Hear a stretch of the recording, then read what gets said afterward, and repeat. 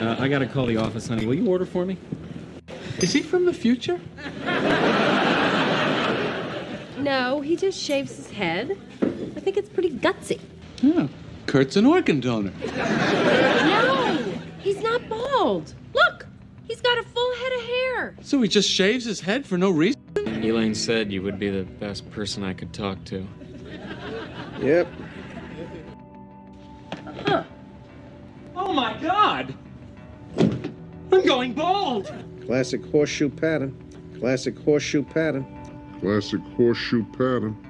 Gentlemen, welcome to the Loveless Experimental Camp for Political Dissidents. There are no guards, no barbed wire. As long as you stay within the designated perimeter, you will stay alive. And now we have to run. The collars around our neck seem to contain powerful magnets. As long as we can outrun the blade, we'll be fine.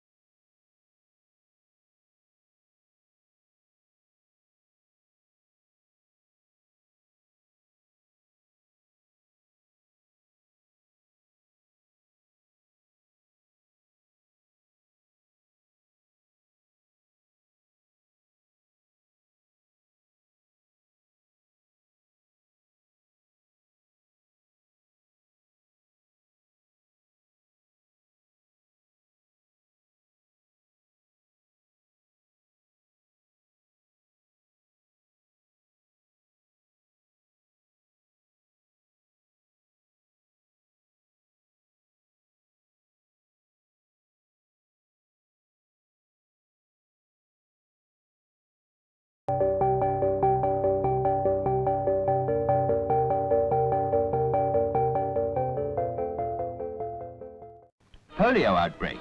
That was the ominous headline which faced the city of Hull on October the 5th, 1961. During the following week, newspapers in Hull and throughout the country pinpointed the alarming spread of the disease. The task facing the City Health Department was enormous. Speed was vital. The Medical Officer of Health set the target: 300,000 men, women and children to be vaccinated in 1 week. The first job was to tell the people of Hull how and when they could get the vaccine. At press conferences, up-to-the-minute news was given, and soon the location of clinics was known in Hull and the neighbouring areas. 12 new cases of polio on the eve of the campaign gave it a grave impetus. By noon of the first day, 150,000 people had been vaccinated. Supplies of the vaccine were quickly running out. The Royal Air Force stepped in. An aircraft from RAF Station Leconfield flew to Manston Airfield near to the factory to obtain these urgently needed further supplies. Packed in special containers lined with dry ice, the vaccine was...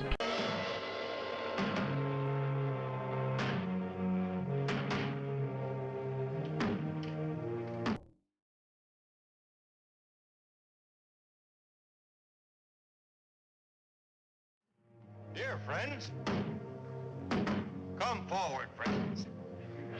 Step forward. carefully and quickly transferred to a waiting van. First, the vials are spread out on a table, spacing them well apart to allow a free circulation of air at room temperature.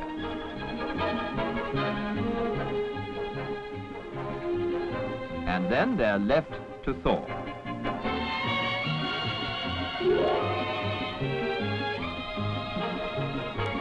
A handful of sugar lumps, a handful of sugar lumps, a handful of sugar lumps,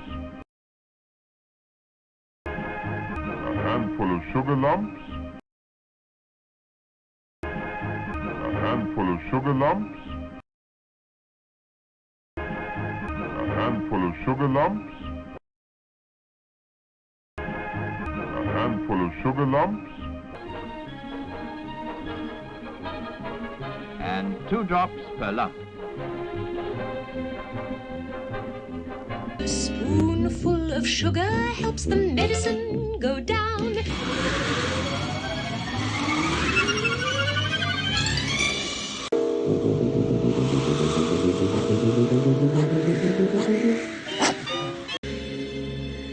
Take a look! The medicine go down. A spoonful of sugar helps the medicine go down. Perhaps it's a wig. It's her. It's the person. She's answered our advertisement. Rosy cheeks and everything.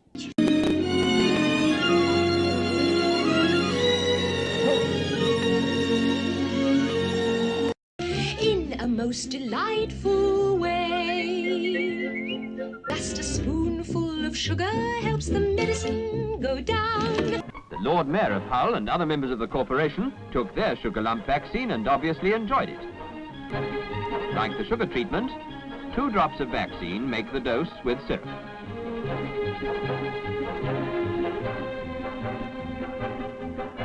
A strict rota system was arranged for every class at the city's schools. This meant that lessons were barely affected, and it also avoided queues. To speed up things even further, parents were asked to complete the card authorizing vaccination for their children beforehand.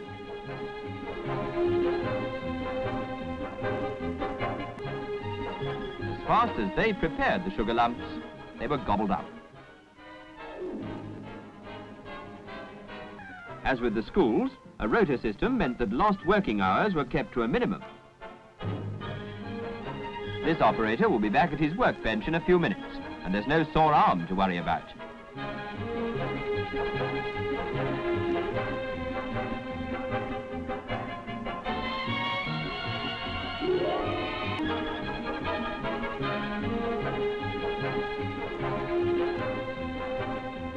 But it wasn't just shoppers who used the facilities. Anyone could come into the stores. Usually there was a short wait, then the formalities of the vaccination cards to be completed before the sugar lump with its vaccine was handed over. Over 15,000 people got the vaccine in one store, a tribute to the excellent cooperation between private enterprise and the local authority. How did the campaign work out? A month after the first case was notified, I met the medical officer of health for Hull. Doctor, as medical officer of health for Hull, you've been the director of the first mass immunization campaign with Sabine oral vaccine to be used in Western Europe. What was the object of this campaign, and do you say you've succeeded? We'd hoped to give as many people as possible in Hull this vaccine, and I think that when I tell you that we gave it to 96.3% of the population, I think we can claim fairly that we have succeeded.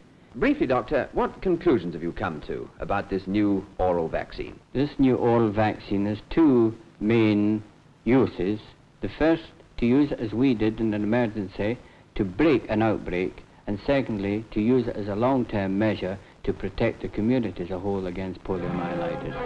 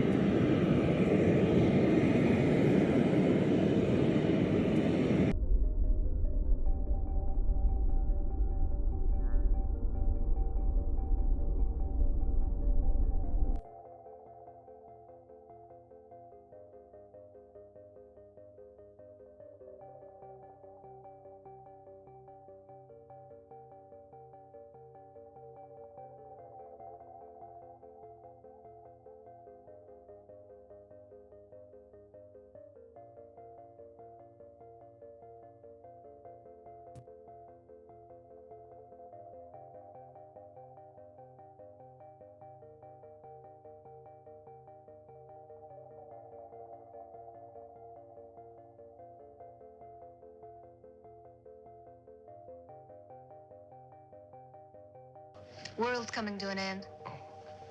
Where'd you get that? Fellow back there.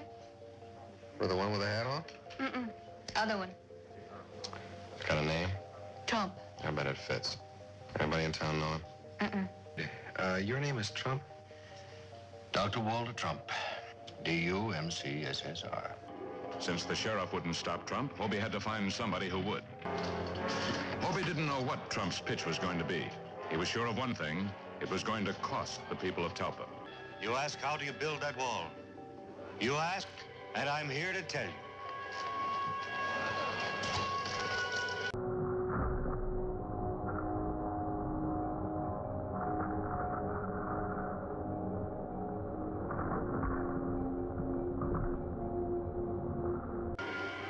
This is your saving. This is your wall. Don't laugh, friend, please don't laugh. The force repeller is for you, and this little disc, by its mere presence, will care for your animals. It's the markings. It's the magnetic force that is called up by these markings that will care for your loved ones. This is a very rare metal, friends, mined by ancient Indian women in the heights of the Andes Mountains. Magnetium, the embryonic source of the universe. How can we get one of those? I understand your anxiety, my friend. You're a liar, Trump. It was my plan to give you the force repellers free. But now that one of you has doubted me, there will be a charge. I don't have very many, folks, and they're $75 each. The price was high. For many of the people of the town, it was out of all reason, and so they tried to find another way. Pieces of silver and furniture carried from homes in the East were uncovered. Please, mister, please. No, sir, you get the hard cash, you get the force repellent. Get out of the way, would you, son? Take it easy, folks. Mister, I ain't got the money. Will you take this? It's worth more than 75. No, just hard cash. That junk's no good to me. There you go. Sheriff Farrow had seen mob panic before, and always he'd been able to stay out of its way. He didn't intend this time to be any different. He couldn't help but think that Trump had been right. They wanted to believe Gilman, but they still weren't over the hump. He had to find one crack in their fear. As long as the parasols were up, Trump was still believed. Until the crowd knew that everything Trump had said was a lie, there was no hope for Talpa. The confidence man would always get the credit for saving the town.